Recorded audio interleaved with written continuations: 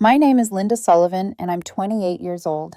If you had asked me a year ago what love looked like, I would have described something steady, built slowly, like a house you're willing to live in even during storms. I thought I had that with David. I really believed I did. We had been together for nearly 2 years. We met at a casual hangout hosted by a mutual friend. Nothing glamorous, cheap beers, mismatched patio chairs, music from someone's half broken speaker. He was bright magnetic, the type of man who entered a room and stirred the air around him. He teased everyone, made them laugh, charmed them within minutes. And somehow he chose me. Looking back now, I can see how that felt flattering in all the wrong ways. In the beginning, he said I grounded him. I thought it was a compliment. I didn't realize it meant he would eventually treat me like the anchor pulling him down whenever life wasn't the careless party he wanted. I worked full-time as a project manager, long hours demanding deadlines. David, on the other hand, was between jobs after a company restructure. He said he was figuring things out. I didn't judge him for that. I covered most of the rent, the bills, groceries, even helped him network for new positions. I was raised to believe love meant partnership, and partnership meant you lift the other person until they can stand again. Sometimes I wonder if he ever meant to stand at all. There were signs, of course, little ones that felt disloyal to question.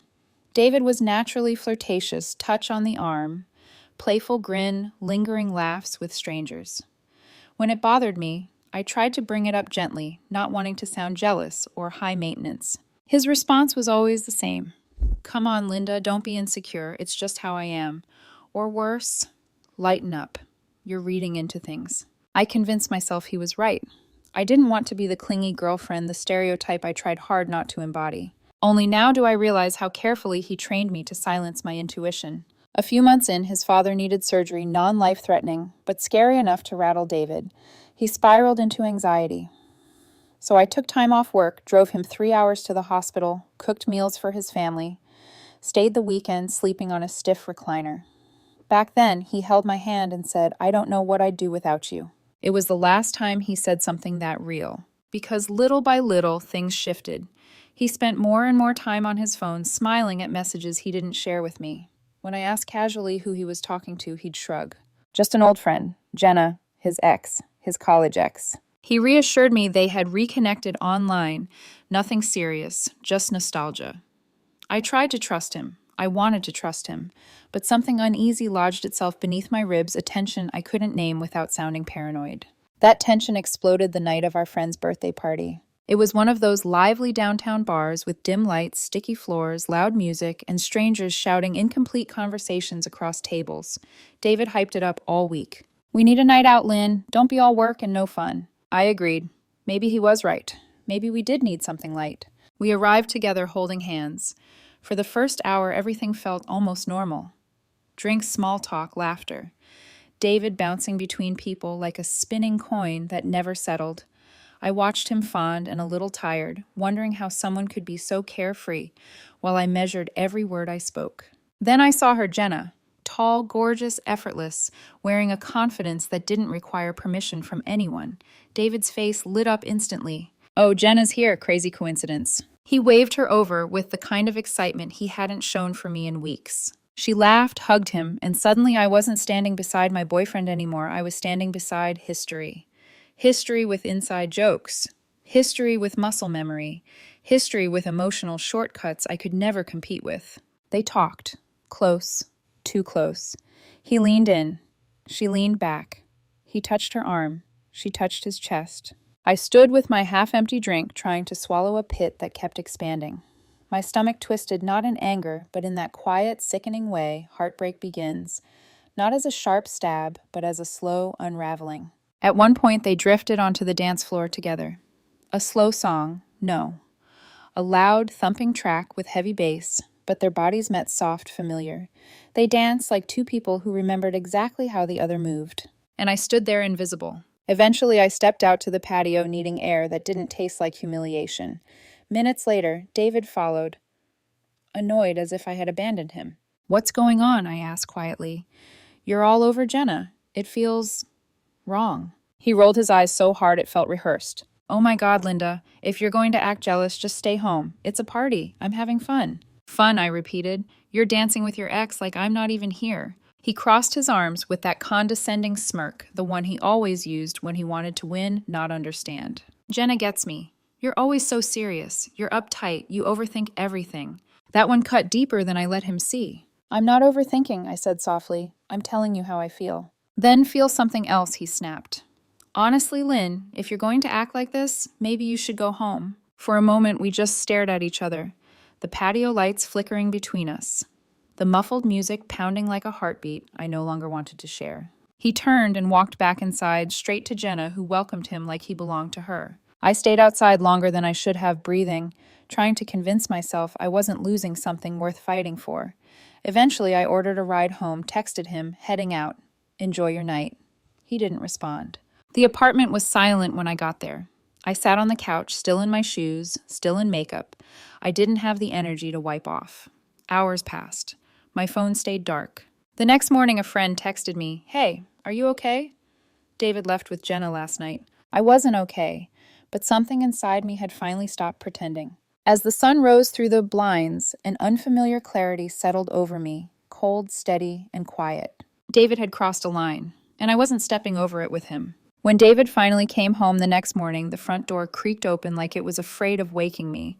I was already awake, sitting at the kitchen counter with a mug of coffee that had long gone cold. I stared at the doorway as he stepped inside, hair messy, shirt wrinkled, smelling faintly of cheap perfume he didn't recognize as foreign anymore. He froze when he saw me. "Hey," he said casually, like he was returning from a routine morning jog. Wild night. The casualness made my stomach tighten. I didn't answer. I just watched him drop his keys too loudly into the bowl by the door, avoiding my eyes as he poured himself a glass of water. The avoidance was an admission all on its own. "Didn't text back," I said quietly. He shrugged. Phone died.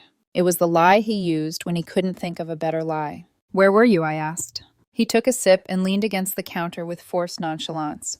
"Jenna said I could crash at her place since it was late." Crash. Such a simple word for something that sounded like betrayal scraping against tile. "All night?" I asked. "Yeah," he waved dismissively. "Nothing happened, Linda. We just talked." That was the moment something in me hardened. The version of me that used to explain, rationalize, or compromise, she just stepped aside. What rose in her place was quieter, clearer, and stronger. "You spent the night at your ex home after flirting with her all night while I was right there," I said.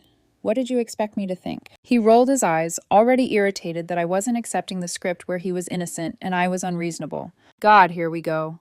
"You're so paranoid," he scoffed. "Jenna and I have history. That doesn't mean anything now. We were reminiscing.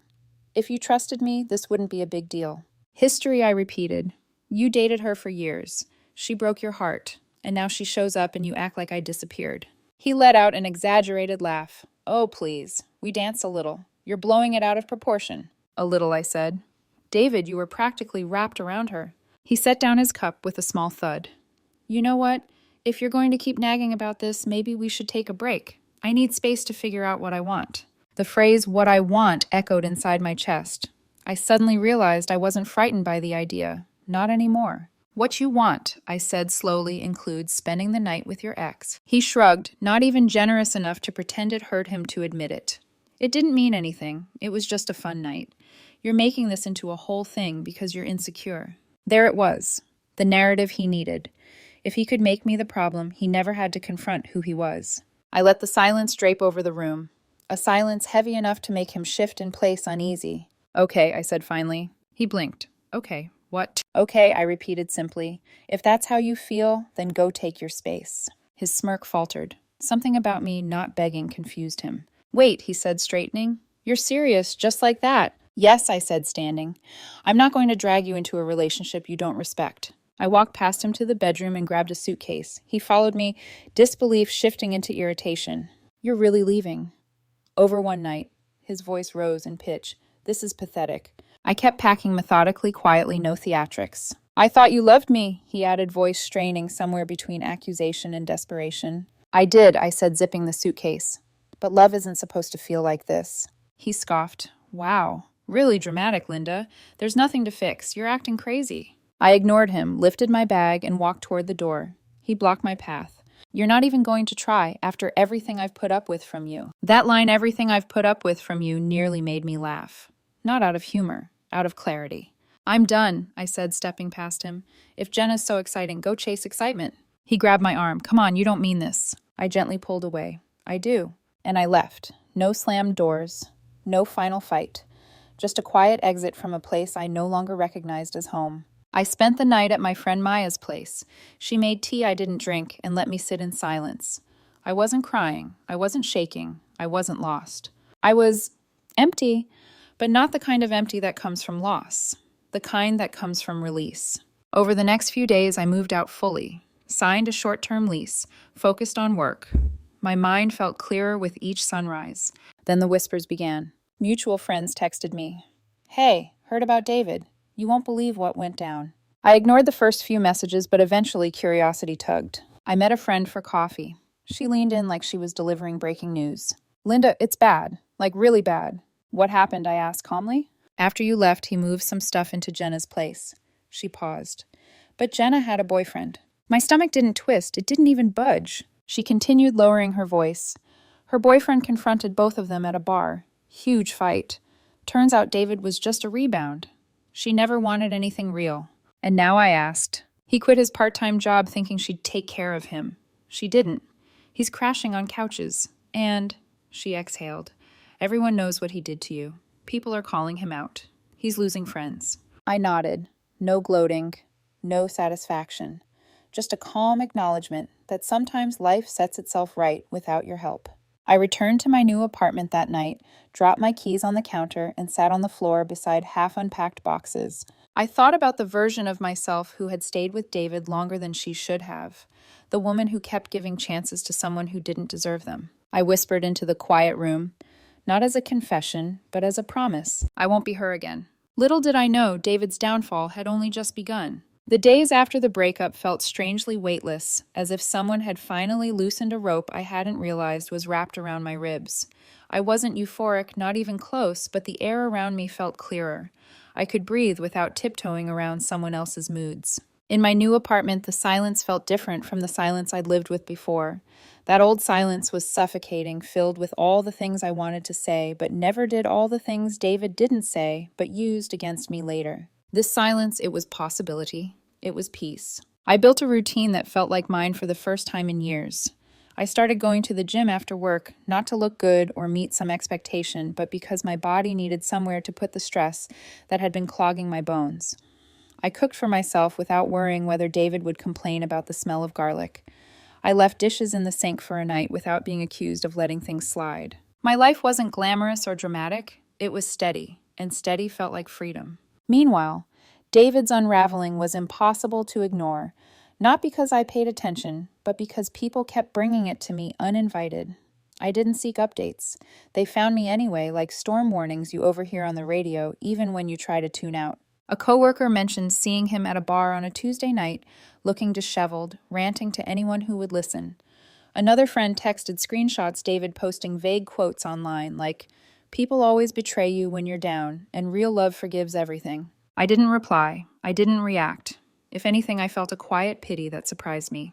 But pity is not love, and it is certainly not an invitation back. The first direct attempt came 10 days after I left. A text from an unknown number. "Hey, Linda. It's me. Can we talk? I miss you." I stared at the message for a long moment. There was a time when those words would have cracked me open. Now they barely scratched the surface. I deleted it. 2 days later, another message from a different number. "Please, I'm sorry. It was all a stupid mistake. Jenna meant nothing." Then a call. Then a voicemail. I didn't expect his voice to shake me, but hearing it again tugged at old wounds I refused to reopen.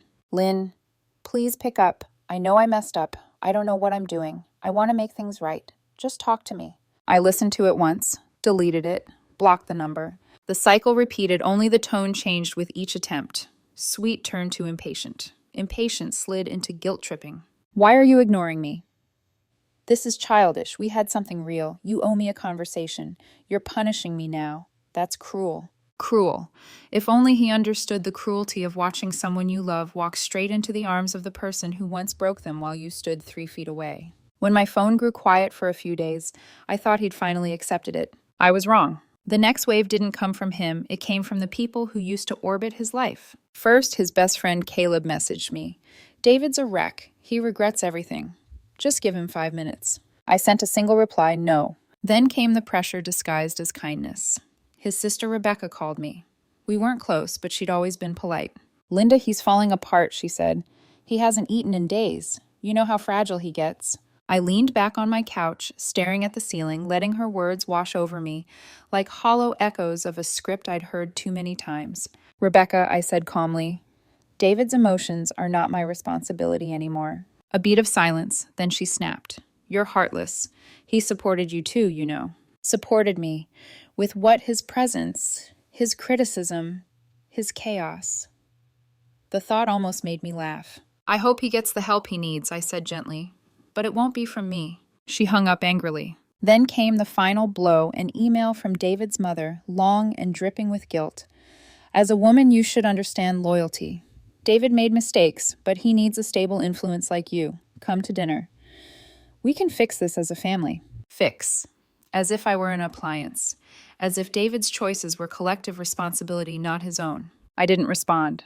By week 3, David's desperation reached a new peak. It was a Thursday afternoon when security buzzed my office line.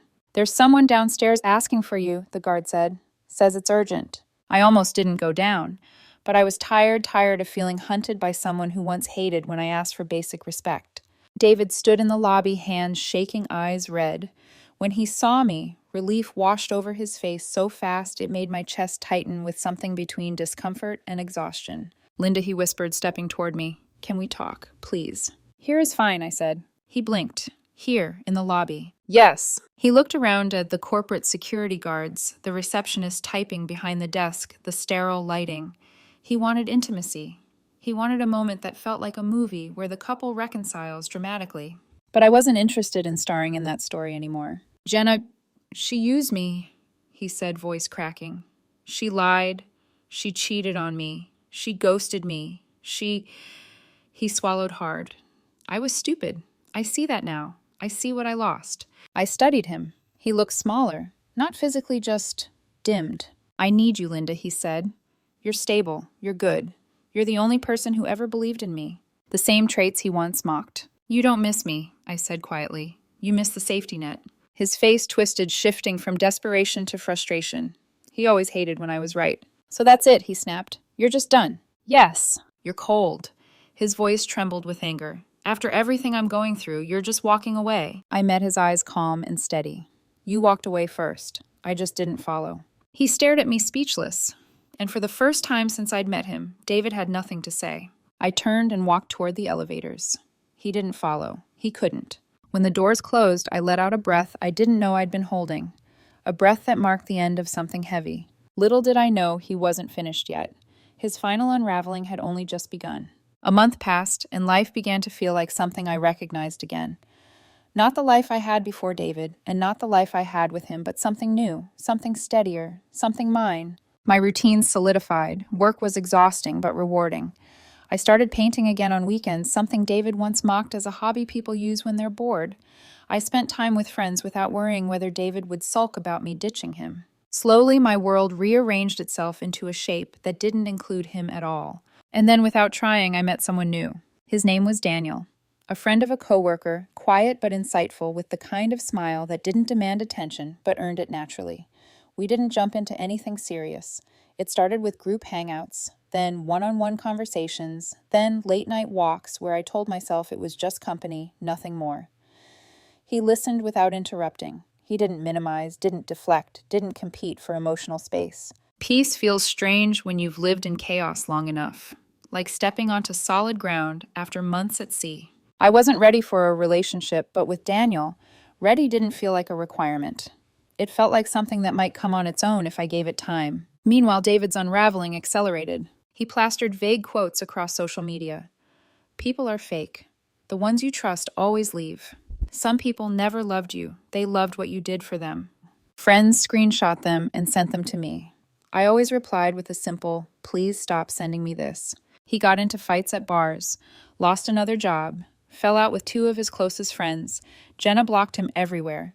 Even Rebecca, his sister, the one who'd called me heartless, posted something cryptic like, take accountability for your own mess. Every update reminded me of the same truth: leaving wasn't cruelty. It was survival.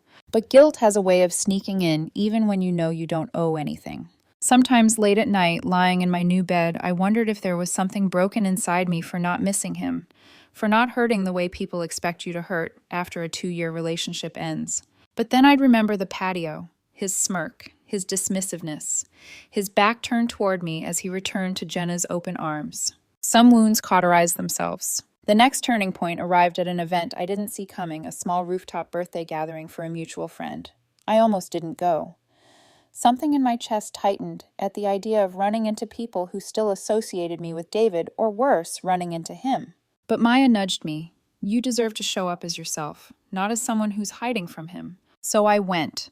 I wore a soft blue dress the color Daniel once said made my eyes look like they belonged to someone who saw the world clearly. The rooftop was glowing with warm lights and laughter.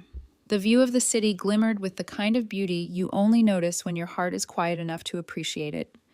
Daniel joined later, slipping an easy smile my way, grounding me in a way that felt reassuring rather than possessive. For a while, the night felt good, simple, light, peaceful. Then David appeared. He looked different, thinner, paler, with tired eyes and hair that hadn't seen a proper cut in months. The instant his gaze locked onto me, something desperate flickered across his face. He moved quickly, weaving through the crowd, like he was afraid I'd disappear if he blinked. Linda, he said, voice cracking, can we talk? Daniel subtly stepped back, giving us space without making it a performance. That gesture alone told me more about healthy love than anything David ever offered. I sighed softly. Let's go over here. We walked toward the edge of the rooftop where the wind brushed cool air against my skin. David looked at me like a man who'd just found the last source of water in a desert. I've been a mess, he said, voice trembling. Everything's falling apart. Jenna ruined me. She lied, used me, threw me out like trash. I didn't know where else to turn. I listened, but something in his words felt familiar, because it wasn't about remorse. It was about desperation, about wanting refuge. I'm alone, he continued. Broke. My friends won't talk to me. My own sister is mad at me. I'm applying for jobs everywhere and nothing's working. And you, his voice cracked. You moved on like I never mattered.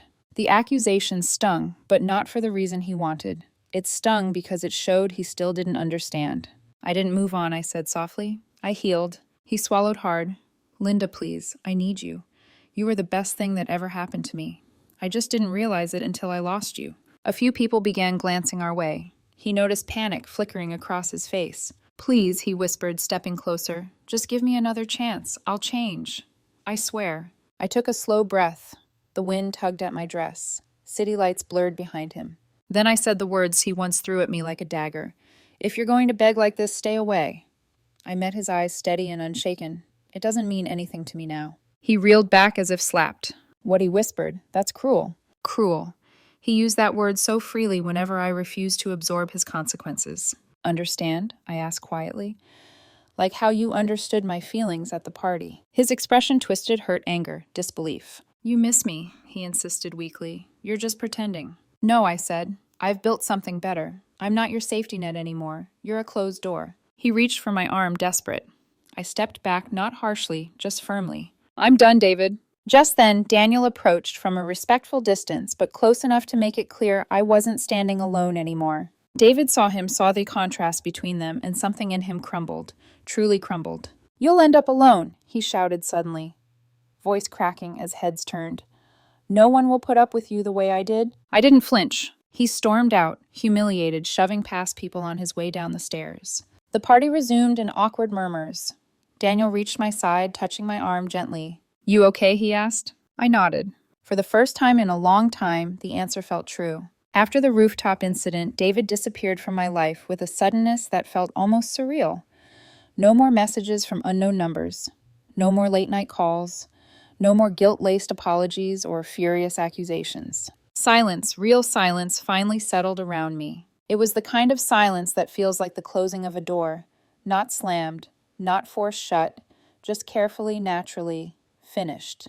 I didn't ask about him. I didn't stalk his social media. I didn't sit with friends and dissect his every move. Life was too full for that now. But people talk, especially when a drama burns hot and then fizzles out into embers. Updates found their way to me whether I wanted them or not. A friend mentioned seeing him back in his hometown living with his parents again. Another said he'd burned through what little savings he had.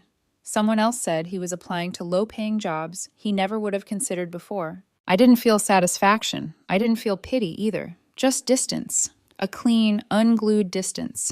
The truth was simple. His life was no longer something I had to carry. Meanwhile, mine kept growing in directions I hadn't anticipated. Work became a place I enjoyed again. With the promotion, I led projects instead of drowning in them. My colleagues respected me, and for the first time in years, I didn't feel like I was rushing home to manage someone else's emotional chaos while neglecting my own. I started cooking real meals again. Slow, fragrant dishes that filled the apartment with warmth. I redecorated my space with soft lighting, warm colors, and touches of myself that had been muted for too long. A plant in the corner, a watercolor painting on the wall, a stack of novels by my bed. Daniel was in my life too, but gently like a hand resting on my shoulder instead of gripping it. We weren't rushing toward labels or expectations. We were exploring, discovering, learning each other's rhythms. Sometimes he joined me on my evening walks. Sometimes we spent Sundays reading on opposite ends of the couch, quietly content. We talked not in circles, not in games, but with clarity. One night he asked, "Do you ever think about going back?" I shook my head instantly, not out of spite, but truth. "No," I said. "I'm not angry anymore, just done." He nodded, eyes soft with understanding. That's a good place to be. Healing rarely looks like dramatic breakthroughs. More often, it looks like routine, small choices that slowly rebuild your sense of self. For me, it looked like waking up without dread, cooking breakfast without being criticized for the seasoning, listening to music David always claimed was too depressing or too weird, laughing freely, sleeping peacefully, trusting myself again. Bit by bit, I stopped flinching at my own memories. I stopped feeling ashamed that I stayed as long as I did. I stopped blaming myself for not leaving sooner. I stopped replaying every red flag like a failure. Staying didn't mean I was weak. Leaving didn't mean I was heartless. It meant I was human. And healing meant forgiving myself for being human. About 3 months after the rooftop party, I ran into one of David's old friends at a grocery store. We exchanged small talk, the kind that skims the surface of things without fully diving in. Then quietly he said, "I'm glad you got out when you did." I didn't ask for details. I didn't need them. The sincerity in his expression said enough. People reveal themselves over time. David revealed himself to everyone eventually, not just to me. When I got home, I placed the groceries on the counter, took a moment, and let the truth wash through me. I really was free. One evening, Daniel and I sat on my balcony, watching the city lights blink awake. The air was cool, the kind that feels like a sigh against your skin. He leaned his elbow on the railing, looking thoughtful. "You seem lighter lately," he said. "I feel lighter," I replied. "What changed?" I thought for a long moment before answering. "I did." He smiled, a warm, slow smile that made something inside me settle. And for the first time since the night on the patio with David, I felt a deep, steady certainty. Not about Daniel, not even about us, but about me. I wasn't the woman who begged for breadcrumbs of affection. I wasn't the woman who gave more than she could afford. I wasn't the woman who swallowed her feelings to avoid conflict. I had grown into someone sturdier, someone truer, someone I liked. Months later, a mutual friend told me David had finally stopped talking about me. He'd begun dating someone new. It didn't stir anything in me, not jealousy, not fear, not nostalgia. If anything, it felt like the final page of a chapter I had already closed. Healing is not about pretending the past didn't happen. It's about accepting it happened and that you survived it. Some people come into your life like a storm ripping through everything. Some come in like a gentle breeze helping you breathe again. And some arrive like sunlight, quiet, steady, soft, but capable of warming everything they touch. David was the storm. Daniel was the breeze. But the sunlight, that came from me. I don't tell this story for sympathy. I don't tell it for validation. I tell it because too many people stay in relationships where they mistake chaos for passion, criticism for honesty, and manipulation for love. Leaving isn't failure. Staying until you understand is not foolishness. Growing afterward, that's the victory. If someone asked me now what love looks like, I wouldn't describe something steady or cautious or safe. I would describe something honest, something kind, something peaceful, something that never asks you to disappear to make someone else feel whole. And I would describe this truth. Some doors close gently, some slam, but the ones that stay shut are the ones that save us.